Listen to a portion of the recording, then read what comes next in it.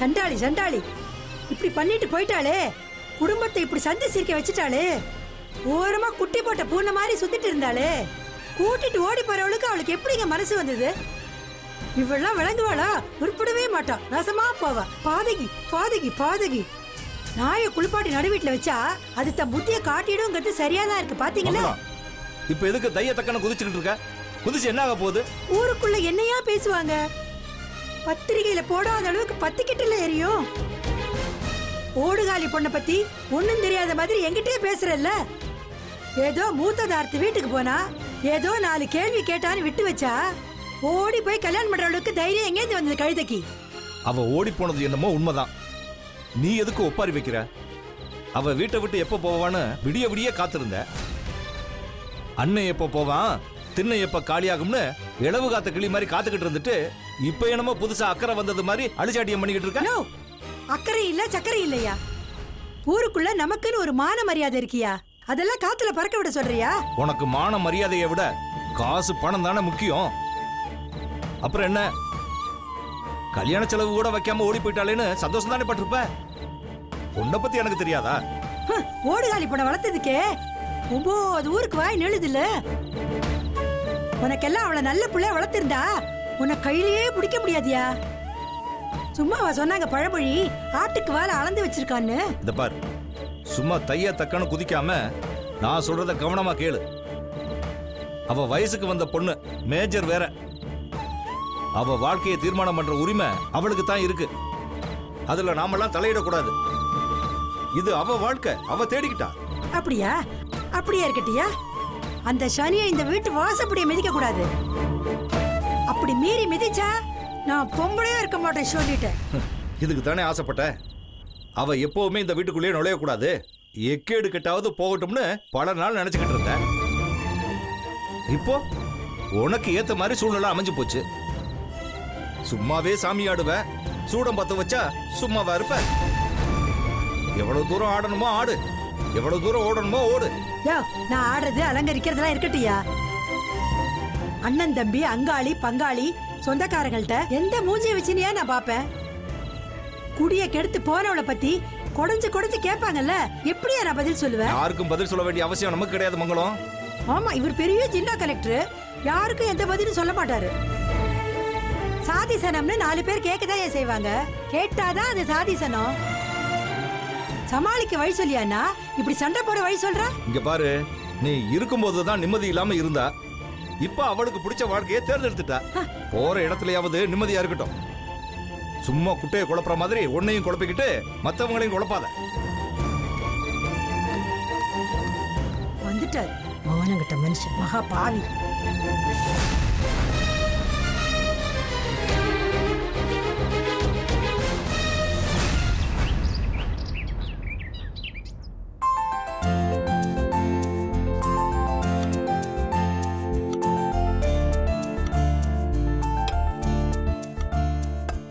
நல்ல வேளை அன்னைக்கு சண்முக அண்ணன் இருந்த கோவத்துக்கு என் புருஷன் மட்டும் அவர் கையில கிடைச்சிருந்தாரு, தோ காய்கறி நறுக்கிற மாதிரி நறுக்கி போட்டிருப்பாரு. என்னக்கா, மாமா மேல அண்ணனுக்கு அவ்வளோ கோவமா? நீ வேற அதையும் கேக்குற. ராத்திரி அண்ணி எனக்கு போன் பண்ணி நான் அந்த ஆளுக்கு போன் பண்ணேன். அப்புறம் சிவா அண்ணன் போலீஸ்க்கு சொல்லி வைக்க, அப்பா அன்னைக்கு இருந்த கலவரத்துல யாருமே தூங்கவே இல்லை. சண்முக அண்ணன் என் புருஷனை தேடி ஊர் ஊரா அலைஞ்சிருக்காரு. எப்படியோ அந்த மனுஷன் அண்ணன் கண்ணுல படாம தப்பிச்சிட்டாரு. இந்த ஆளு கண்ணுல பட்டிருந்தாருன்னு வச்சுக்கோயேன், இந்நேரம் அந்த ஆளுக்கு நான் ஹாஸ்பிட்டல்ல ஹார்லிக்ஸ் கலக்கி கொடுத்துட்டு இருக்கணும். அதெல்லாம் சரி, ஆக்சுவலா அங்க என்னதான் நடந்தது? எதுக்காக அவ்வளோ டென்ஷன் ஆனாரு? வளர்மதி அண்ணி வீட்டுக்கு போய் அவங்க அத்தை மாமா கிட்ட கண்டதையும் பேசியிருக்காரு. அண்ணனை பத்தியும் நம்ம குடும்பத்தை பத்தியும் தப்பு தப்பா சொல்லி வச்சிருக்காரு அந்த மனுஷன். நேரா அவங்க மாமா இங்க வந்து எல்லாத்தையும் சொல்லிட்டாரு. சண்முக அண்ணன் அதை கேட்ட உடனே அடியாள் மாதிரி கோவப்பட்டு என் புருஷனை கொல்றதுக்கு கிளம்பி போயிட்டாரு. இதெல்லாம் உனக்கு வேடிக்கையா இருக்கு. நாங்க எவ்வளவு உயிரை கையில பிடிச்சிட்டு இருந்தோம் தெரியுமா? வேண்டாத சாமியே இல்ல. அண்ணி நீங்க வேற அண்ணி, நீங்க சண்முக அண்ணனை பத்தி பேசுறீங்க. ஊர்ல எத்தனை பேர் அலையறாங்க தெரியுமா? போன வாரம் ஏதோ வரன் பார்க்க போயிட்டு ஒரு பொண்ணு போட்டோவை காமிச்சிருக்காரு. அந்த மாப்பிள்ள போலீஸ் இன்ஸ்பெக்டரா. இவர் காட்டின பொண்ணு ஏற்கனவே எவன் கூடயோ ஓடி போய் அந்த கேஸும் இந்த இன்ஸ்பெக்டர் கிட்ட வந்திருக்கு. இது தெரிஞ்சு போய் என் புருஷனை தூக்கி போட்டு மிதின்னு மிதிச்சிட்டாரு அந்த இன்ஸ்பெக்டர். இப்ப தொழிலையே விட்டுட்டாரு. இப்ப வெறும் ரியல் எஸ்டேட் பிசினஸ் மட்டும்தான். என்னவோ நானே இவரை கல்யாணம் பண்ணி குடும்பம் நடத்தி குழந்தைங்கள பெத்து என்ன சொல்றதுனே தெரியல. சாந்தி, ஏன் குழந்தைங்களை கூட்டிட்டு வரல? அம்மா அவங்க ஸ்கூல் போயிருக்காங்க. எக்ஸாம்ல லீவ் விட மாட்டாங்க. ஓ, ஆமா, உன் மாமனார் ஏதாவது கல்யாணத்தை பத்தி பேசினாரா உமா? அவருக்கு தெரியும் அண்ணி. அன்னைக்கு விஷயம் தெரிஞ்ச உடனே பயங்கரமா சத்தம் போட்டாராம். சின்ன பொண்ணு ஃபோன் பண்ணி சொன்னாங்க. என் மாமியார் எதுவும் சொல்லலையாம். அவங்க எதுக்கு எடுத்தாலும் பானுமதிக்கு பிடிக்காது, அதனால அவங்க எதுவும் பெருசா தலையிட மாட்டாங்க. ஆனா எங்க மாமனாரு சமீப காலமா அண்ணன் மேல பயங்கரமா கோவமா இருக்காரு. சும்மா இருந்தாலே சாமி ஆடுவாரு. இதுல அண்ணன் வேற அடிச்சுட்டு வந்துட்டாரா? கண்டிப்பா விடவே மாட்டேன்னு கங்கணம் கட்டின்னு இருக்காரு. பானு அண்ணி இந்த விஷயத்துல ரொம்ப ஸ்ட்ராங்கா இருப்பாங்கன்னு நினைக்கிறேன். ஆனா வளர்மதி அண்ணி வாழ்க்கையை கெடுக்கிற மாதிரி எதுவும் பண்ண மாட்டாங்க. நம்ம வீட்ல இருந்து போய் சண்முகம் ஏதோ ஒரு சூழ்நிலையில கல்யாணம் பண்ணிக்கிட்டாருன்னு சொன்னா அவங்க என்ன நம்பவா போறாங்க? விடு. ஆனா ஒரு விஷயம், இந்த கல்யாணம் ஒரு கேள்விக்குறியா இருந்துச்சு. இப்ப என்னமோ நல்லபடியா முடிஞ்சு போச்சு. இதுக்கப்புறம் வர பின்விளைவுகளை நம்ம சந்திச்சு தானே ஆகணும். எல்லாத்துக்கும் காரணகர்த்தா யாரு? சாந்தியோட புருஷன் தானே. நாரதர் கலகம் நன்மையில முடியும்னு சொல்லுவாங்க. சண்முகம் கல்யாணம் நல்லபடியா முடிஞ்சிருக்கு. என்ன சாந்தி, நான் சொல்றது சரிதானே? அம்மா நீங்க பாட்டுக்கு ஏதாவது கிண்டல் பண்ணாதீங்கம்மா. அண்ணன் செம கோவத்துல இருக்காருன்னு பயந்து போய் அவர் வெளியில தான் நின்னுகிட்டு இருக்காரு. ஐயோ, என்னடி என்ன சொல்ற நீ? அவர் வெளியே நின்னுட்டு இருக்காரு. ஆமா. ஐயோ, வந்த உடனே நீ சொல்லிருக்க வேண்டியதானே? அம்மா என்னடி? அம்மா என்ன சாந்தி, தப்பாயிடாது. அவர் எவ்வளவு நேரமா வெளியில நின்னுட்டு இருக்காரு, சொல்ல மாட்டே நீ? அவரை நிக்கட்டும் அண்ணி, நல்லா வெளியிலயே நிக்கட்டும். ஐயோ, இன்னைக்கு வர முடியாதுங்க. வீட்டில் ஒரு ஃபங்க்ஷன் இல்லை.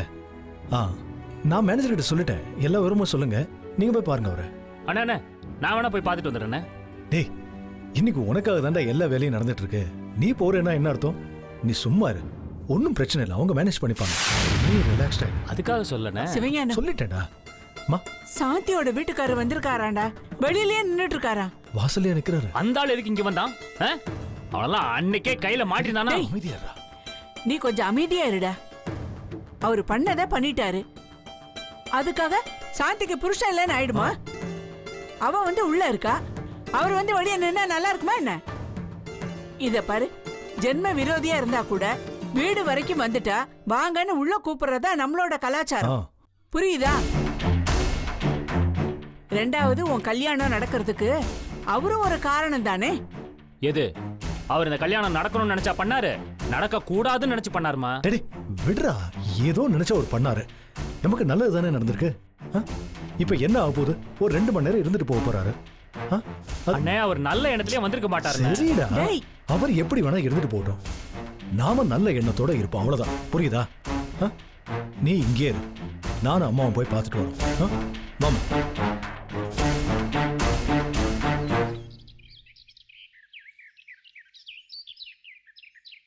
டேய் அங்க இருக்காரு.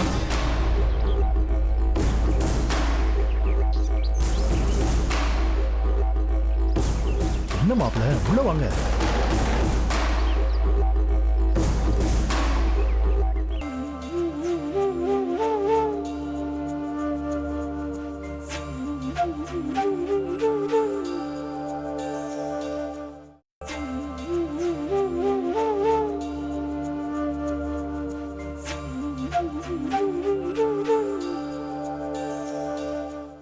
என்ன மாப்பிள்ள, உள்ள வாங்க.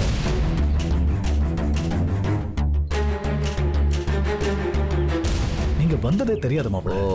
சாந்தி சொன்னதுக்கு அப்புறம் தான் எங்களுக்கே தெரியும். அவ இப்படி சொல்லுவா? பைக்கை விட்டு இறங்கணுன்னே ஜங்குன்னு குதிச்சு உள்ள ஓடி போயிட்டா. உள்ள உங்ககிட்ட பாசத்தை புரிஞ்சுக்கிட்டு இப்பதான் ஞாபகம் வந்து உங்களை சொன்னாலாக்கும். நீங்களும் இப்ப வந்து என்ன கூப்பிடுறீங்க. அப்படிலாம் இல்லைங்க. இருக்கட்டும். சரி, உள்ள வாங்க.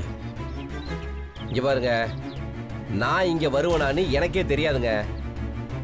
ஏதோ கம்பல் பண்ணாங்க, கூப்பிட்டாங்க, அதனால வந்தேன். ஆமா, உள்ள உங்க தம்பி சமூகம் இருக்காரா? ஆ ஏன்னா அவருக்கு என் மேல இருக்கிற கொலவரியெல்லாம் தீந்துருச்சா? மாப்பிள்ள, இங்க பாருங்க, இந்த கல்யாணம் நல்லபடியாக முடிஞ்சிருக்கு. அதுக்கு படையல் கூப்பிட்டுருக்கீங்க. நானும் சரி ஒரு நல்ல விசேஷமே வீம்பு பண்ண வேண்டாமேன்னு நானும் வந்திருக்கேன்.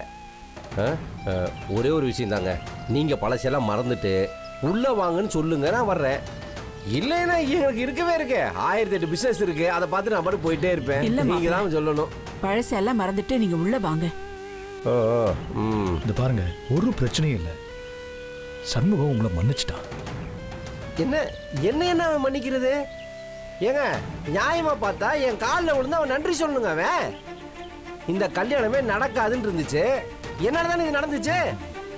அந்த தங்கவேலு பொண்டாட்டி உயிரே போனாலும் பொண்ணு கட்ட மாட்டேன்னு சொல்லிட்டு இருந்துச்சு.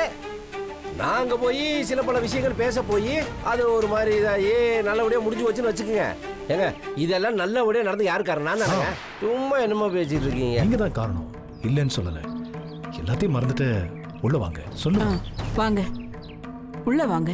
ம் வரேன் போங்க. எனக்கு ஒரு முக்கியமான டீலிங் ஒன்று இருக்கு, ஃபோனில் பேசிட்டு வந்துடுறேன். போங்க, நீங்கள் போங்க. வருவீங்கல்ல? வருவேன். வர்றதுக்கு தானே இவ்வளோ தூரம் வந்துட்டேனே. வா. அப்பா, அடிதடி இல்லாமல் உள்ளே சேர்த்துக்குவாங்களாட்டிருக்கு. வாரு, இந்த ராஸ்கல் ஃபோன் பண்ணுறேன்னு சொன்னா.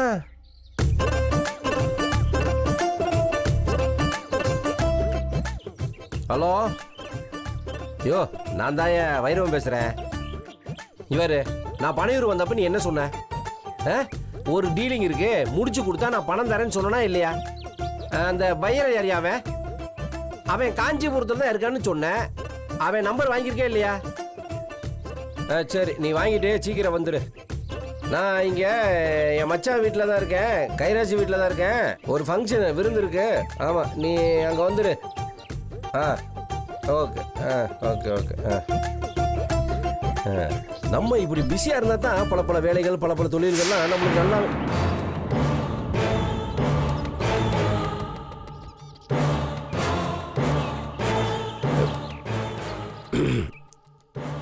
இங்கே பாருங்க, நான் எந்த ஒரு வன்முறைக்காகலாம் இங்கே வரல. ஒரு நியாயமாக சொல்லணும்னா நீங்கள் தாங்க எனக்கு நன்றி சொல்லணும். இந்த கல்யாணம் முடிஞ்சிருச்சாங்க, பத்திச்சா செலவு இல்லாமல் கமிஷன் இல்லாமல் எல்லாம் பண்ண முடியும். அதுக்கு என்ன இப்போ? அதனால அது சரி, இந்த பேச்சு இதோட விடுங்க. கடைசியில் உங்கள்கிட்ட ஒரே ஒரு வார்த்தை தாங்க பேசுவேன். என்ன? வழியை விட்டீங்கன்னா நான் உள்ளே போயிடுவேன்.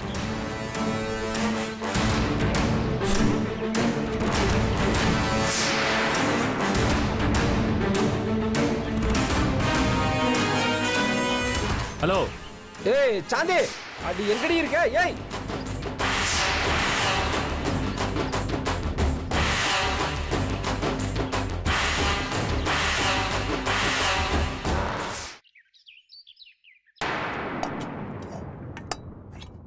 லட்சுமி, காலையில உன் மருமக போனால எங்க போறான்னு சொல்லிட்டு போனாளா?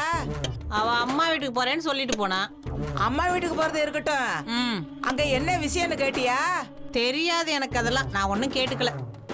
இன்னைக்கு அவங்க வீட்டுல சாமி கும்பிடுறாங்களாம்.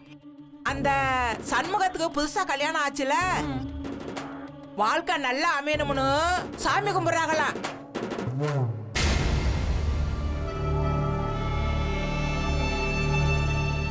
என்ன யோசிக்கிற? இல்ல, என் பொண்ணோட வாழ்க்கைய கோர்ட் வரைக்கும் இழுத்து விட்டுட்டு அந்த ஆளுக்கு 2ஆந்திர கல்யாணம் பண்ணி வச்சு சாமி வேற கும்பிடுறாங்களா?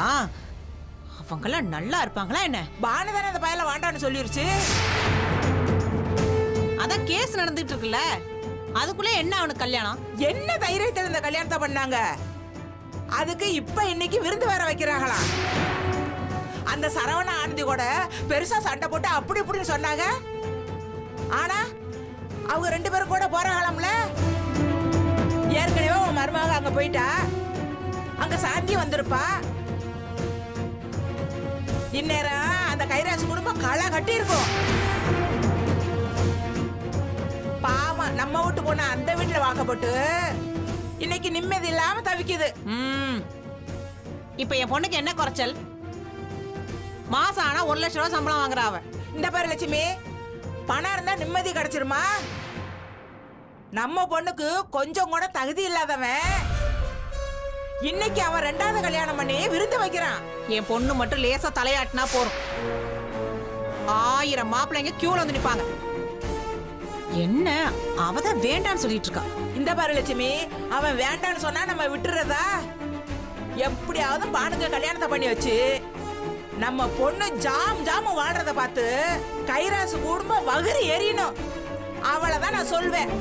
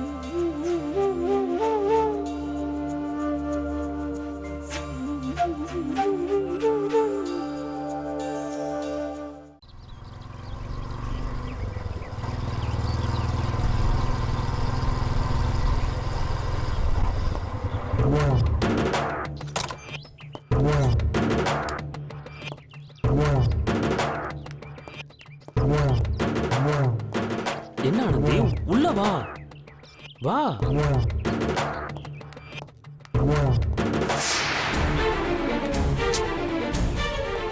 என்ன ஆனந்தி பண்ணிட்டு இருக்க? ஏங்க, நான் இவ்வளவு தூரம் சொல்லியும் அடம் பிடிச்சும் என்ன பிடிவாதமா கூட்டிட்டு வந்துட்டீங்கல்ல? ஐயோ, இங்க பாரு, நான் என் அண்ணன் அன்னைக்காக இங்க வரல. என்ன 10 மாசம் வயித்துல சுமந்த அம்மாவுக்காக இங்க வந்திருக்கேன். தயவு செஞ்சு அமைதியா வா. வந்தமா பூஜையை முடிச்சமானு கிளம்பிடுவோம். யார் கூடயும் இங்க நான் ஒட்டி உறவாடுறதுக்காக வரல. திரும்ப திரும்ப அதே பேசி டென்ஷன் கொடுக்காத. ஏங்க, நான் இந்த வீட்டுக்குள்ள வர மாட்டேன்னு நம்ம குழந்தைய போட்டு தாண்டி இருக்கேங்க. ஐயோ, நேத்தி உங்க அம்மா என்ன சொன்னாங்க? நீ வந்த காரியம் முடிஞ்சு போச்சு, இனிமே அந்த வீட்டுக்கு போனா விருந்தாளியா தான் போவ அப்படின்னு சொல்லிட்டு ஒரு பிரச்சனையும் இல்லைன்னு சொன்னாங்களா இல்லையா? சாமிக்கு காசெல்லாம் கட்டி போட்டாங்கல்ல. எனக்கும் குழந்தைய பத்தி கவலை இருக்குமா? புரிஞ்சுக்கோ, வா. என் மனசு கேட்கலங்க. ஐயோ ஆனந்தி, நல்லதே நினை, நல்லதே நடக்கும், சரியா? வாமா வா. யோ, 5 சீதாயா சொன்னது, நீ என்னடா இப்ப 7:30 சொல்லிட்டு இருக்க? ஓ, உனக்கு 7:30 சொல்றியா? சரி, அப்ப இந்த டீல் ஒத்து வராது விடு. சரி, வேற ஏதாவது டீல் பேசிக்கோ. யோ, எனக்கு கமிஷன் போகிற ஒரு வார்த்தை இருக்குல்ல. கமிஷன் போனா தான் உனக்கு தெரியும். எனக்கு வர போகுதுல்ல. நான் என்ன சொல்றேன்? மாப்ள, சரவணன் வந்திருக்கான். சரி, டேய், நான் கூப்பிடுறேன். சரவணா, அம்மா, எப்படி இருக்கமா? நான் நல்லா இருக்கமா, நீங்க நல்லா எப்படி இருக்கீங்க? இருக்கேன், ரொம்ப சந்தோஷம்பா. மீனாட்சி, ஆனந்தி, எப்படி இருக்கமா? ஏதோ இருக்கும். ஏதோ முன்னுக்கு வரணும்னு பாக்குறோம், ஆனா எங்க இது வரைக்கும் பாடுபட்டுட்டு தான் இருக்கோம். 1 இன்ச்சு மேல ஏறினா 10 இன்ச்சு கீழே இறங்க வேண்டியதா இருக்கு. எங்க வளர விடுறீங்க? குழந்தைய கூட்டிட்டு வரலையாமா? அவனுக்கு ஜலதோஷம். இங்க பாருங்க, அவனை தூக்கிட்டால எங்களால அலைஞ்சிட்டு இருக்க முடியாது. நாங்க என்ன பெரிய கார்லயா வந்தோம்? தோ இவரு பைக்ல தான் கூட்டிட்டு வந்தாரு. என்ன வசதியெல்லாம் நல்லா தான் இருக்கு. கார் வாங்குங்கன்னா மொத்தவங்கள பார்த்து பயப்படுறாரு. அது எப்படிங்க? எங்க வீட்டுக்கு வரணும்னா மட்டும் குழந்தைக்கு உடம்பு சரியில்லாம போயிடுமா? ஏய், எதுக்கு தேவையில்லாம பேசிட்டு இருக்க? கொஞ்சம் சும்மா இரு.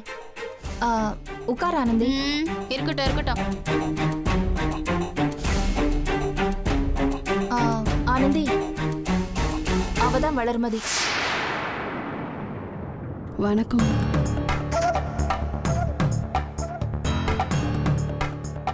இந்த பொண்ணை கட்டாதா இத்தனை போராட்டமா?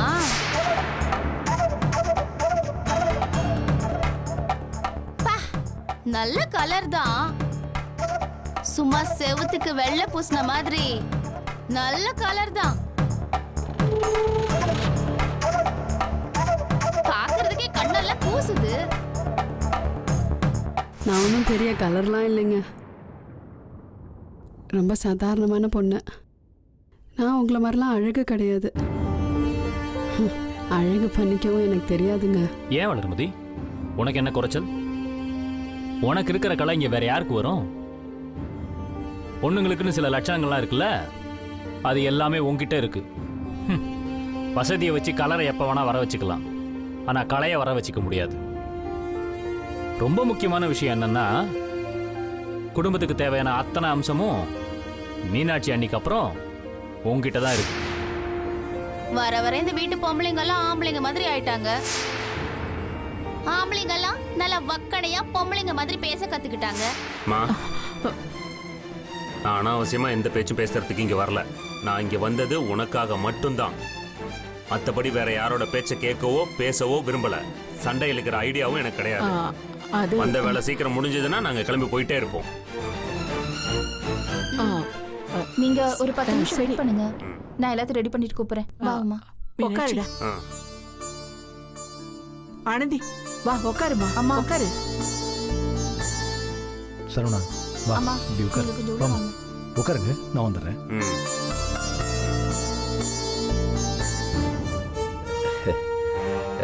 ஹலோ மிஸ்டர் சரவணன், ஆளே டோட்டலா மாறிட்டீங்க. ஃபார்மல் பேண்ட், இன்னிங், கண்ணாடி, காதுல கடுக்கன். இருந்தாலும் எனக்கு ஒரு டவுட்டு. ஆமா, அது என்ன தாடி வச்சிருக்க, மீசி இல்லாம இருக்கு? எல்லாம் ஒரு மாடர்ன் ட்ரெண்ட் இல்ல? ஏய், என்ன குளிச்சிட்டு ஈரத்தோட வந்திருக்க? தலை தோட்டல நீங்க? ஐயா, அது ஒண்ணு ஈர இல்லைங்க, ஹேர் ஜெல். அது முடி இருக்கிறவங்க போடுறது. உங்களை மாதிரி எல்லாம் முடி மேல இருக்கணும் முக்கியம் இல்ல, உள்ள மூளை இருக்கணும், தெரிஞ்சுக்கோ. சில ஜென்மங்களுக்கு தான் ரெண்டுமே கிடையாது. ஏங்க வெட்டியா பேசாம வெளியில வாங்க கொஞ்சம்.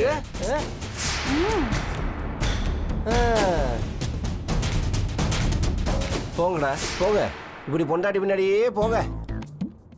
ஆனா பொண்டாட்டி பின்னாடி போனவங்க எல்லாம் லைஃப்ல நல்ல லெவலுக்கு முன்னேறி இருக்காங்கன்னு நினைக்கிறேன். நம்மள மாதிரி தன்மனைச்சிங்கெல்லாம் அடிக்கடி தர தட்டி நிக்கிறோம். என்ன பண்றது? நமக்கு வாச்ச பொண்டாட்டி அப்படி இருக்கா. அவ பின்னாடி ஒன்னா ரேஷன் கடையில அரிசி கூட போட மாட்டாங்க. சாந்தி, உங்க ஹஸ்பண்டுக்கு ஒரு காஃபி நல்லா ஸ்ட்ராங்கா போட்டு கூட பாப்போம். அதான் சாமி கும்பிட்டுட்டு சாப்பிட போறோம்ல, அதுக்குள்ள எதுக்கு காஃபி? விதி வலியது. இது பின்னாடி போனோம்னா விளங்கிரும். நம்மளுக்கு இது வாச்சிருக்கு பாரு, இதையும் நான் கட்டி.